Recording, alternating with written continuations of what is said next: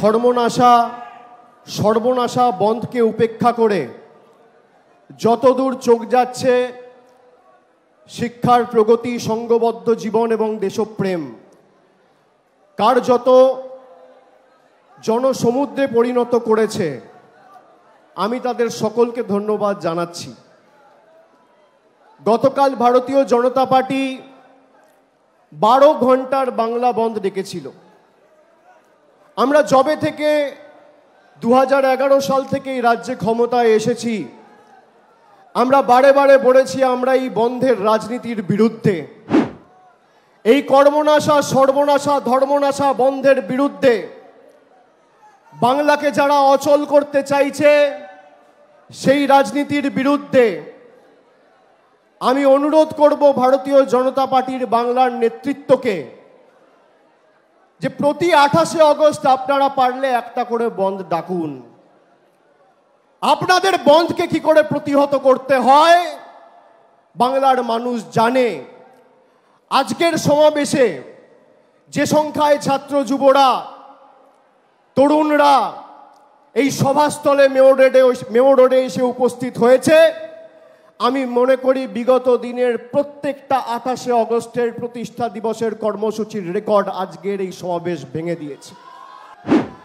একটা দুর্ভাগ্যজনক ঘটনাকে কেন্দ্র করে যেখানে সারা ভারতবর্ষের মানুষ আজকে বিচার চাইছে, সেই ঘটনাকে কেন্দ্র করে আজকে যারা রাজনীতি করছে, যারা লাশের নোংরা রাজনীতিতে নিজেদের লিপ্ত করেছে, বাংলার মানুষের কাছে তাদের মুখোশ খুলে প্রকৃত চেহারাটা উন্মোচিত হয়েছে।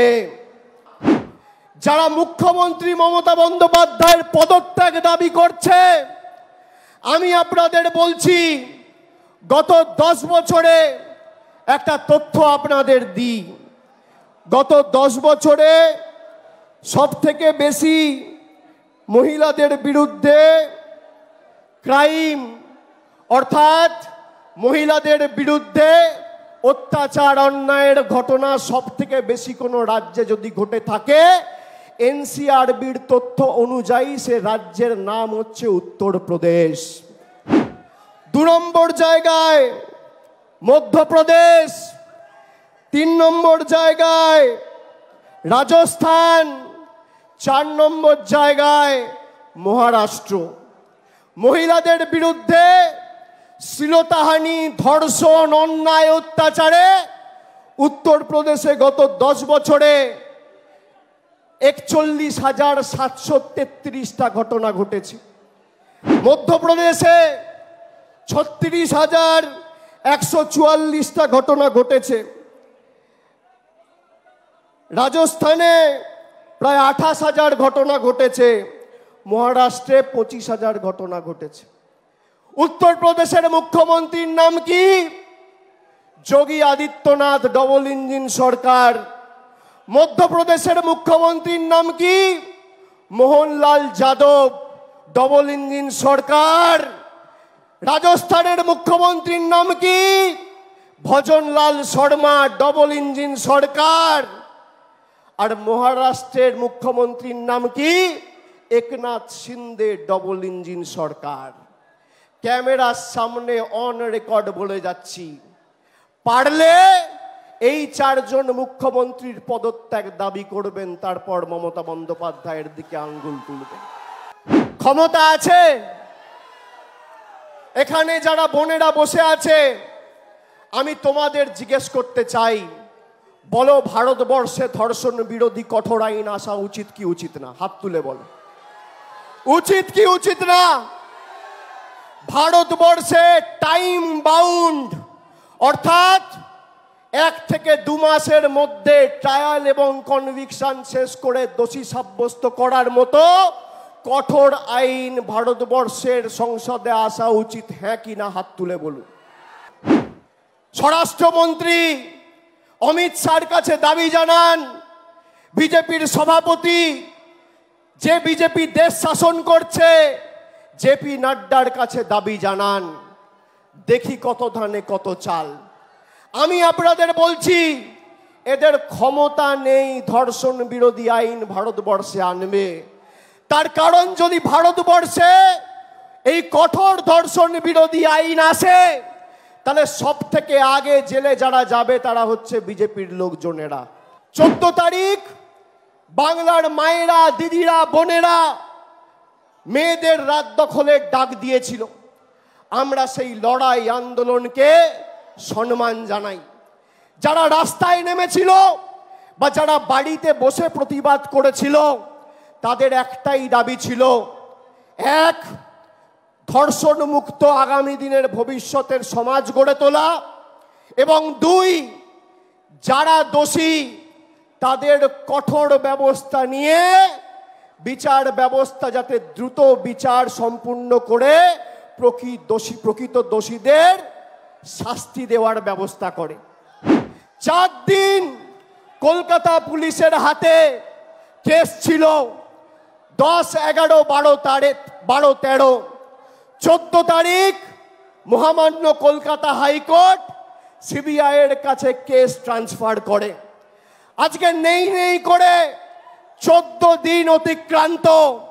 যারা সন্দীপ ঘোষের অ্যারেস্ট নিয়ে দাবি তুলছিল, কেন 14 দিন এই খুন আর ধর্ষণের মামলায় সন্দীপ ঘোষ অ্যারেস্ট হয়নি, সিবিআই কে জবাব দিতে হবে।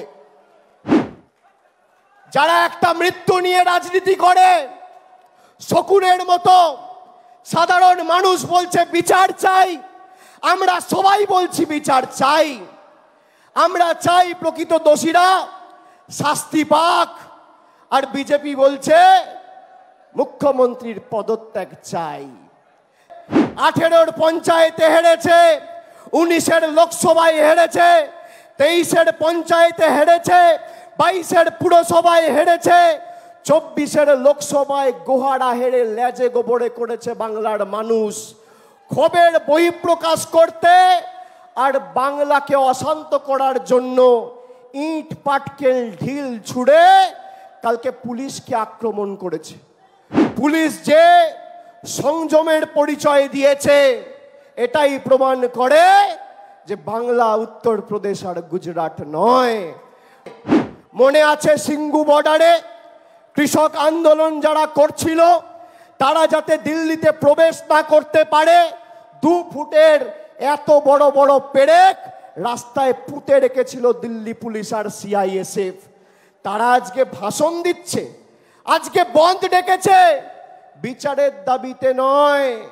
কালকে বিজেপির কর্মীদের পুলিশের উপর ঢিল পাটকেল ছুঁড়ে আক্রমণ করে সরকারি সম্পত্তি ভেঙে যারা অ্যারেস্ট হয়েছে, সেই দুর্নীতিগ্রস্ত চিটিংবাজ দুর্বৃত্তদের ছাড়ানোর লক্ষ্যে আজকে তারা বন্ধ ডেকেছে। বাংলার মানুষ দেখুক। আর বন্ধের নমুনা কি? আমি সংবাদ মাধ্যমের বন্ধুরা আছে, আমি সংবাদ মাধ্যমের বন্ধুদের বলবো, আজকে স্টেজের ছবিটা দেখাবেন না, একদিকে কলম করুন বিজেপির ডাকা 12 ঘন্টার বাংলা বন্ধ, আর একদিকে এই ছবিটা দেখান, মানুষ দেখুক। আমাদের বিজেপির কাছে শিখতে হবে।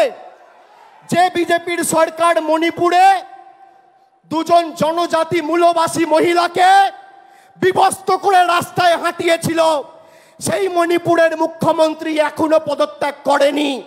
শুভেন্দু অধিকারী, দিলীপ ঘোষ আর সুকান্ত মজুমদারকে বলবো, যদি বিবেক থাকে আর বুকের পাটা থাকে, বীরেন সিং এর পদত্যাগ দাবি করুন, যোগী আদিত্যনাথের পদত্যাগ দাবি করুন। লজ্জা লাগে না? যাদের আমলে হাতরাস হয়েছে, যাদের আমলে উন্নাও হয়েছে, যাদের আমলে কাটুয়া হয়েছে, বদলপুর হয়েছে, আমি আপনাদের একটা কথা দিয়ে যাচ্ছি, আজকে শুরু তুমি করেছো, শেষ আমরা করব। আমরা দিল্লিতে আন্দোলনের ডাক দিয়ে এখান থেকে ট্রেনের ব্যবস্থা করে 3টে ট্রেন বুক করেছিলাম। রেল দপ্তর আমাদের থেকে টাকা নিয়েছিল। টাকা নেওয়ার পরেও শেষ মুহূর্তে সেই ট্রেন ক্যান্সেল করে।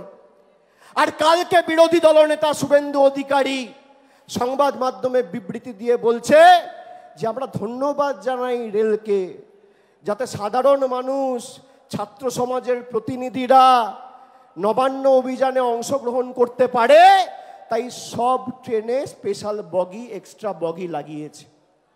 বলুন বিজেপি বাংলা বিরোধী নয়? বলুন বিজেপি জমিদার নয়? সাধারণ মানুষের আন্দোলনের স্বার্থে যখন তৃণমূল কংগ্রেস দিল্লি দখলের ডাক দিয়ে মানুষের প্রাপ্য অর্থ দিল্লি থেকে ছিনিয়ে আনার আন্দোলনের ডাক দেয়, তখন গরিব মানুষ যাতে দিল্লি যেতে না পারে সেজন্য ট্রেন ক্যান্সেল হয়।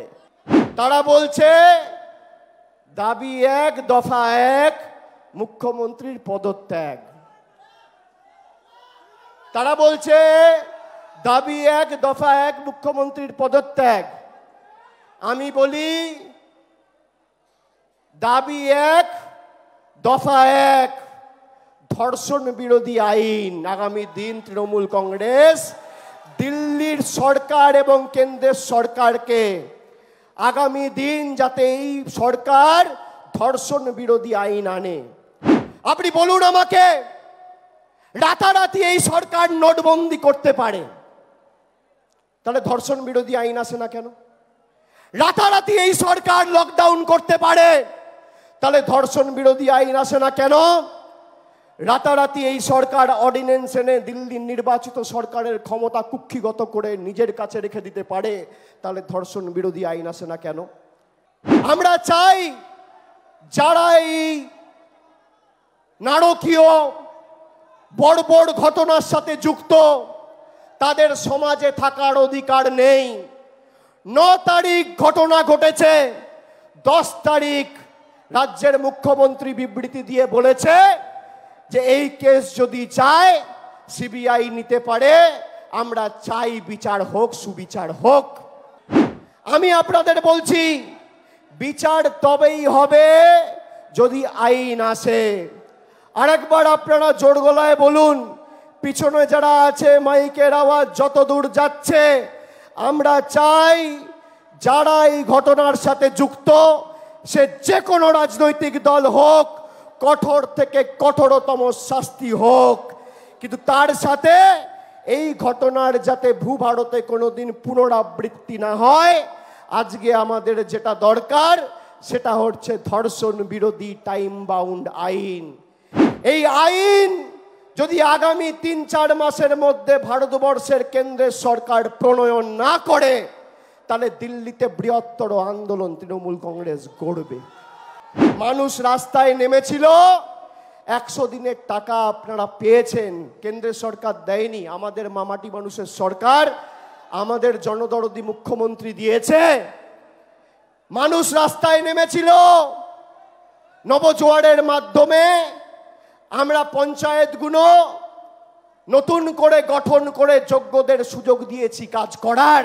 প্রত্যেকটা সাংসদের অধিকার আছে প্রাইভেট মেম্বার বিল মুভ করে সেটা আইন হিসেবে আইনসভায় পাস করিয়ে, বিল হিসেবে আইনসভায় পাস করিয়ে আইন তৈরি করা। কেন্দ্রের সরকার যদি এই আইন না আনে, তাহলে প্রাইভেট মেম্বার বিলের মাধ্যমে আমি এই আইন মুভ করব দিল্লির সাংসদ।